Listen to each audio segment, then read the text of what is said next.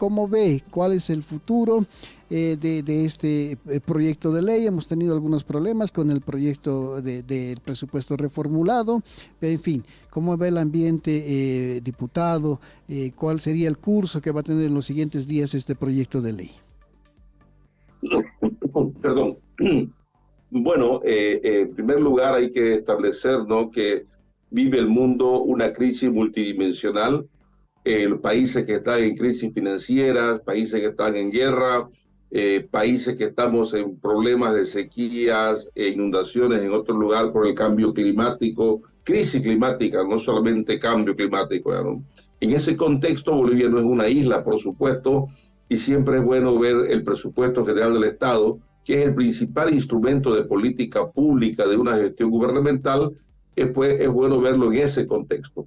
Mientras otras economías, por ejemplo, decrecen, mientras otras economías están con una inflación superior al 100% en nuestra región misma, nosotros, gracias al esfuerzo que está haciendo nuestro gobierno, seguimos en crecimiento. Este año estamos entre los países que más ha crecido en la región. En el mundo somos el cuarto o quinto desde el punto de vista de la inflación más baja, y eso implica, por supuesto, proteger la canasta familiar, la estabilidad económica de un país. El presupuesto general tiene esas características, prevé un crecimiento del 3.71%, uno de los más altos de la región. Se prevé que la inflación se la mantenga en el rango de los 3.6%, y obviamente esto es que el Estado siga invirtiendo en infraestructura pública. Por eso se está preveyendo que tengamos una inversión pública de 4.274 millones de dólares. Con esto se prevé obviamente que mantengamos el crecimiento, se siga distribuyendo la riqueza y el ingreso, pero sobre todo hay estabilidad. Eso es lo que prevé en pocas palabras el presupuesto. Se da más de un 10% del presupuesto para la salud, más del 10% para lo que es educación, y como ya lo dijeron también, prevé que no se suba el precio de los carburantes, porque eso implicaría una escalada, por supuesto, de costos, que suba el precio de la canasta familiar, y es lo que más estamos protegiendo. Son más de 10.000 millones de bolivianos que se prevé en el presupuesto general del Estado para subsidiar los alimentos y el combustible. Ahora, usted me decía qué va a pasar para la aprobación. Y esa es una pregunta, por supuesto, bastante delicada. Hemos sufrido mucho aprobando el reformulado. Lo hemos logrado después de varios debates y varias idas y venidas a senadores. Esperamos que este presupuesto sea analizado a profundidad, las ideas y criterios se hagan llegar oportunamente, y que, por supuesto, nuestros colegas diputados y senadores antepongan los intereses del país antes que los intereses políticos, sectoriales, intereses personales, y lo debatamos, lo analicemos y lo aprobemos este presupuesto, porque también tenemos plazo. Ustedes saben que tenemos 60 días a partir del momento en que ingresó, que fue el 31 de octubre, y en ese plazo tenemos que aprobarlo. Caso contrario, tendría que el órgano ejecutivo aprobarlo sin el visto bueno de la Asamblea Legislativa, y sería un pésimo antecedente. Diputado, ahora hay algunos puntos que todavía siguen siendo, lo vamos a llamar, delicados dentro del presupuesto y también dentro de las finanzas del país. Por ejemplo, el déficit. ¿En cuánto se ha establecido? ¿Cómo se está manejando eso para el próximo año? Bueno, hace varios años no es secreto que tenemos un déficit fiscal. Muchos países en post-pandemia tienen un déficit fiscal. Estados Unidos, Japón, Alemania, Grecia y nuestros países vecinos también lo tienen, por cierto, un déficit bastante elevado. Acá se ha intentado mantener un déficit en el orden del 7.8%. 7.8%, pero ese déficit no es en la cuenta corriente, es en la cuenta de capital, es decir, es para inversión pública. Por lo tanto, hay nomás su justificación en que tengamos un déficit fiscal todavía. Diputado, ¿tendrá mucho que ver esto de la subvención a los carburantes también en el déficit que se está programando?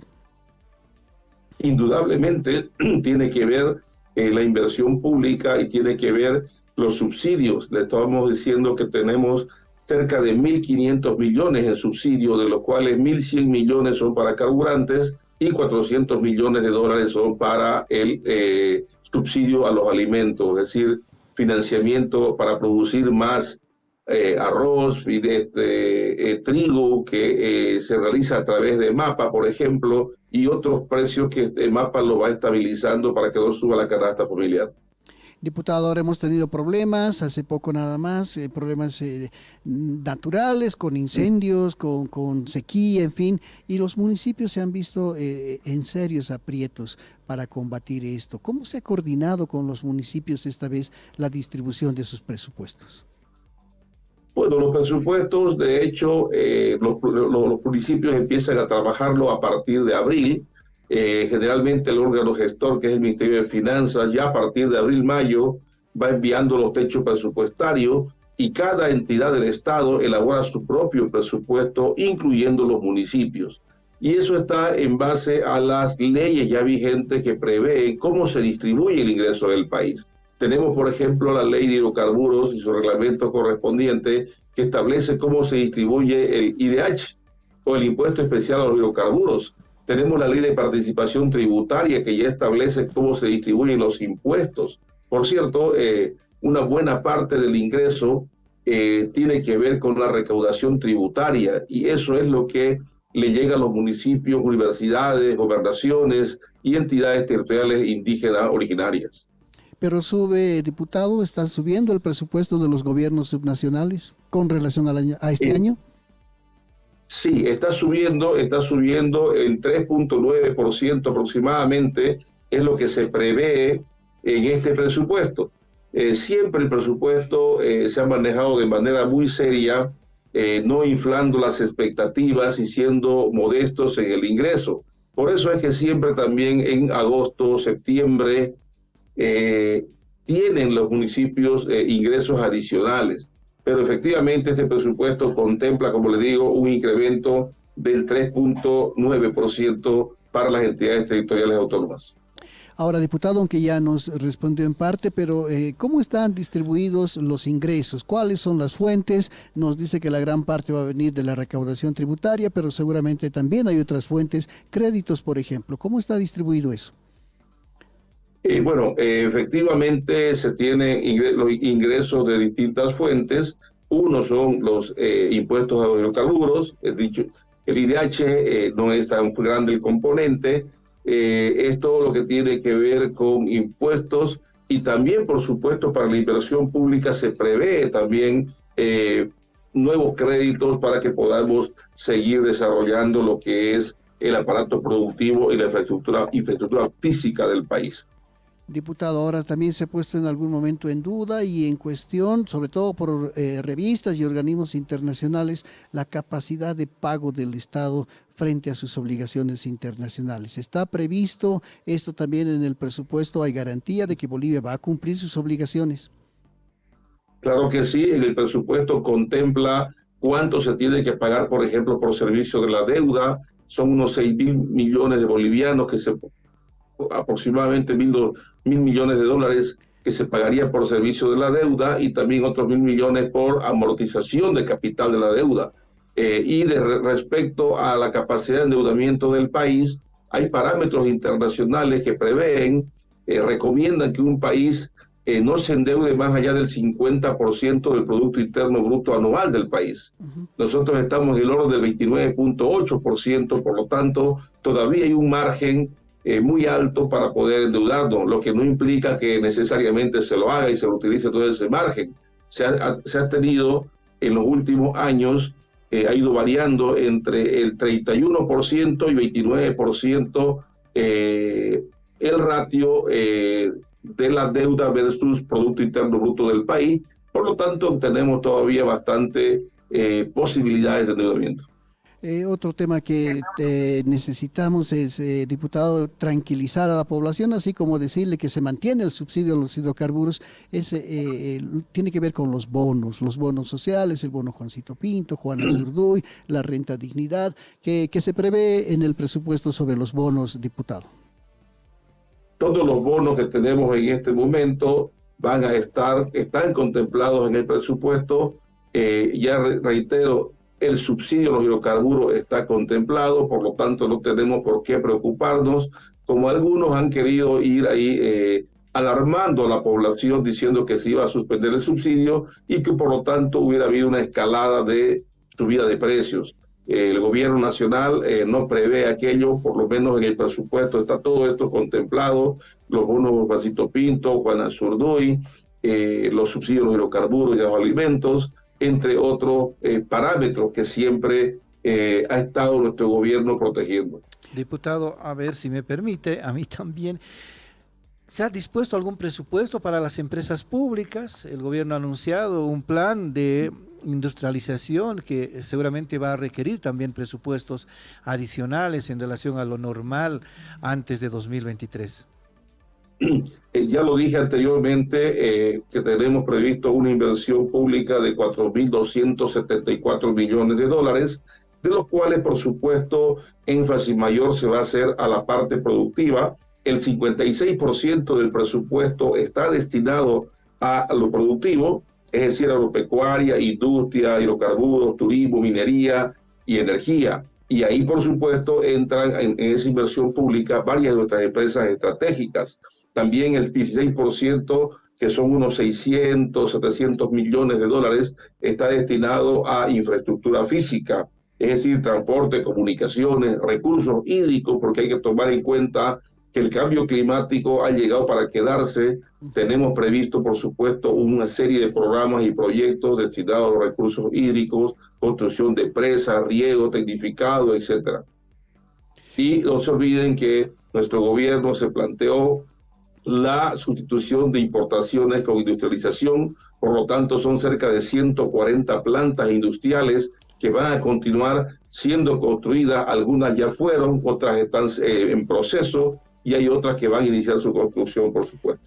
Ahora, diputado, ¿cómo viene el tratamiento en la Cámara de Diputados? ¿Si hay alguna convocatoria, alguna fecha tentativa para que la comisión primero seguramente entregue su informe y después se lo lleve a plenario? ¿Hay alguna agenda ya establecida, tomando en cuenta de que mañana ya comenzamos diciembre y tendrían prácticamente solo un mes para su aprobación?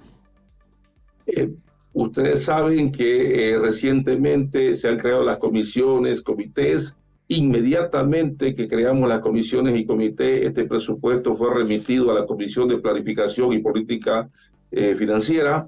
Está en pleno análisis en esa comisión. La socialización del mismo iniciamos el día de ayer, antes de ayer, perdón, y por supuesto hay un proceso que tiene que seguirse. Esperemos que la comisión ya la semana siguiente pueda evacuar el informe. Es una comisión multipartidaria, como saben, compuesta por todos los partidos políticos y estamos en todo el proceso de socialización.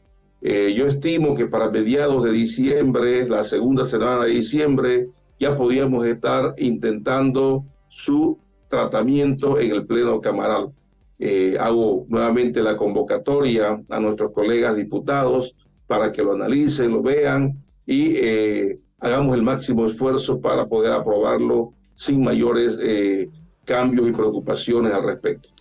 Mi última pregunta sobre este tema, diputado. Hemos visto ayer a su colega diputado Miguel Roca de Comunidad Ciudadana poner en cuestión uno de los artículos transitorios que está en la ley y que tiene que ver con esta posibilidad de que las empresas estatales se asocien con empresas internacionales o nacionales privadas, manteniendo siempre la mayoría para el Estado Nacional. Él ha comparado este artículo con la capitalización de GONI. ¿Qué le motiva este criterio, diputado?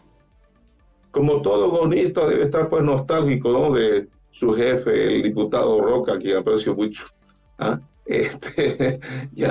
Pero no tiene absolutamente nada que ver eso. Una cosa después es haber vendido las empresas públicas a precio de gallina muerta en los años 90, con la mal llamada capitalización, y otra cosa es darle la posibilidad a nuestras empresas estratégicas a que puedan encontrar socios y puedan desarrollar proyectos, pero nosotros manteniendo siempre más del 50% de la propiedad de esas empresas. Además, la capitalización fue una enajenación de nuestros recursos naturales. En cambio, nosotros con la constitución política del Estado está protegido que nuestros recursos naturales pertenezcan y sigan siendo controlados en toda la cadena por el Estado boliviano.